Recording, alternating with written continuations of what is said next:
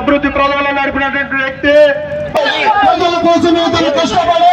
రాత్రి కష్టపడి ఆ యొక్క గండిని పూడ్చి అక్కడ గ్రామ సర్పంచ్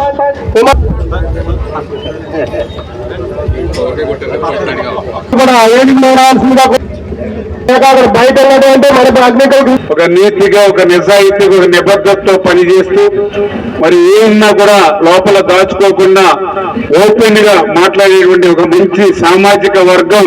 అగ్నికుల క్షత్రియులు అనే విషయాన్ని నేను కూడా ఎప్పుడు కూడా చెప్తూ ఉంటా. అదేవిధంగా అటువంటి అగ్నికుల క్షత్రియులు కూడా మరి పెద్ద ఎత్తున,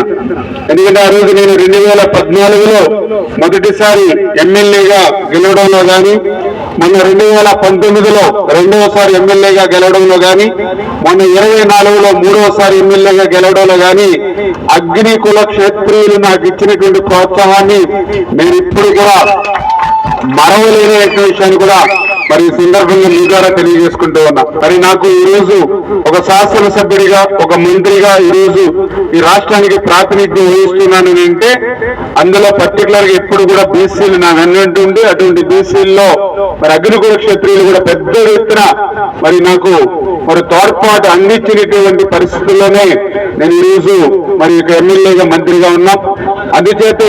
ఈ విషయాన్ని నేను ఎప్పుడు కూడా మర్చిపోకుండా అగ్నికుల క్షత్రియులకి ఈ యొక్క నియోజకవర్గంలో ఎప్పుడు కూడా ఏ సమస్య వచ్చినా, ఏ కష్టం వచ్చినా, ఏ ఇబ్బంది వచ్చినా నేనున్నాను అంటూ మరి ఇది ఎప్పుడు కూడా అండగా బాసటగా ఉన్నటువంటి విషయాన్ని కూడా మరి ఈ సందర్భంగా ముందుగా మీ అందరికీ కూడా తెలియజేసుకుంటూ, అదేవిధంగా గతంలో కూడా మరి ఏమైనా ఇబ్బందులు వస్తే మరి పర్టికులర్ గా మీ అందరికీ తెలుసు, మరి ఎవరైతే అగ్నికుల క్షత్రియులు ఉన్నారో మరి వాళ్ళు ప్రధానంగా ఇక్కడ మనకి ఇసుక ర్యాంపులు ఉంటే మరి ఆ రోజు 2014, 19 5 సంవత్సరాల కాలంలో కూడా ఎక్కడ కూడా మీ యొక్క హ్యాండ్ రీచ్ల్లో మీరు కలగ చేసుకోకుండా ఒక దొడ్డుగట్లైనా, ఒక ఎలమంచి లంకైనా, ఏ గ్రామమైనా కూడా అక్కడ ఉన్నటువంటి అగ్నికుల క్షత్రియుల సొసైటీ ఏదైతే ఉందో మరి ఆ సొసైటీకి సంబంధించి మరి ఎవరైతే అగ్నికుల క్షత్రియులు ఉన్నారో వాళ్ళతోటే మరి ఆ రోజు ఆ యొక్క శాండ్లు కూడా వాళ్ళకి అప్పచెప్పడం జరిగింది. అదేవిధంగా ఈ రోజు కూడా మరి శాండ్ బీచ్లు ఇబ్బంది ఉన్నటువంటిప్పటికీ కూడా ఏదైతే అగ్నికుల క్షత్రియులు వాళ్ళ జీవన భృతి దెబ్బతింటుంది, వాళ్ళకి బ్రతుకుతో ఇబ్బంది పడుతున్నారనే ఉద్దేశంతో మరి ఏదైతే మన పాలకొల్లు నియోజకవర్గంలో ఏదైతే మరి శాండ్ బీచ్లు అంటే యాక్చువల్ గా పర్మిషన్స్ ఇబ్బంది ఉన్నప్పటికీ కూడా మరి ఎవరైతే మీ అగ్నికుల క్షత్రియులకి మరి ఇబ్బంది కలగకూడదనే ఉద్దేశంతో మరి ఆ రీచ్ ను కూడా మీకే ఓపెన్ చేసుకుని మరి మీరే బిజినెస్ చేసుకునేటువంటి విధంగా మరి అవకాశం కూడా మీకు ఇచ్చామని అంటే ఎవరైతే అగ్నికుల క్షత్రియులు ఉన్నారో వాళ్ళ సంక్షేమం, వాళ్ళ క్షేమం నాకు ముఖ్యమనేటువంటి ఆలోచనతోటే నేను పనిచేస్తున్న విషయాన్ని కూడా అదొక ఉదాహరణగా మీకు తెలియజేసుకుంటూ, క్షత్రియులకి ఏ ఇబ్బంది వచ్చినా, ఏ కష్టం వచ్చినా మొన్న మన ప్రభుత్వం అధికారంలోకి వచ్చింది, ఇంకా గోదావరి వరద నీరు మీ గడపలోకి అడుగు పెట్టక ముందే 2 సార్లు వరద వస్తే 2 సార్లు కూడా మీకు నిత్యావసరాలు కానీ, బియ్యం కానీ అన్ని కూడా మీ ఇంటింటికి అందజేస్తాం. ఎందుకంటే ఎప్పుడు కూడా జనరల్ గా ఒక్క సీజన్ లో 2 సార్లు ఇవ్వడం అనేది గతంలో ఎప్పుడు కూడా లేదు. అయినా కూడా ఇది తెలుగుదేశం, జనసేన, బీజేపీ, ఎన్డీఏ ప్రభుత్వం,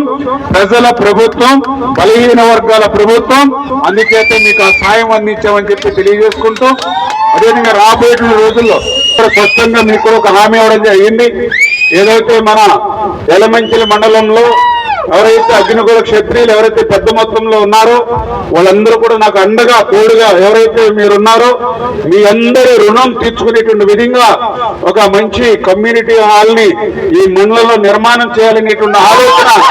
ఆ రోజు నేనే మీతో భాగం పంచుకోవడం జరిగింది. టోటల్ గా అగ్నికుల క్షత్రియులకి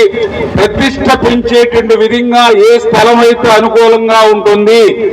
ఏది పబ్లిక్ కి ఇదిగో నా అగ్నికుల క్షత్రియ కళ్యాణ మండపం ఉందని చూపరులకి కనిపించేటువంటి విధంగా స్థలం ఎక్కడుందో మీరు స్థలం ఇవ్వండి, ఆ స్థలంలో నేను నిర్మాణం చేసేస్తా. కూడా ఇచ్చిన మాటకు కట్టుబడి నా పని నేను చేయిస్తాను. ఆంధ్రప్రదేశ్ రాష్ట్రంలోనే ఒక చెప్పుకునేటువంటి విధంగా ఒక అగ్నికుల క్షత్రియుల కళ్యాణ మండపం చూడాలంటే ఎలమంచిలి వెళ్ళండి అని చెప్పుకునేటువంటి విధంగా నిర్మాణం చేస్తాం.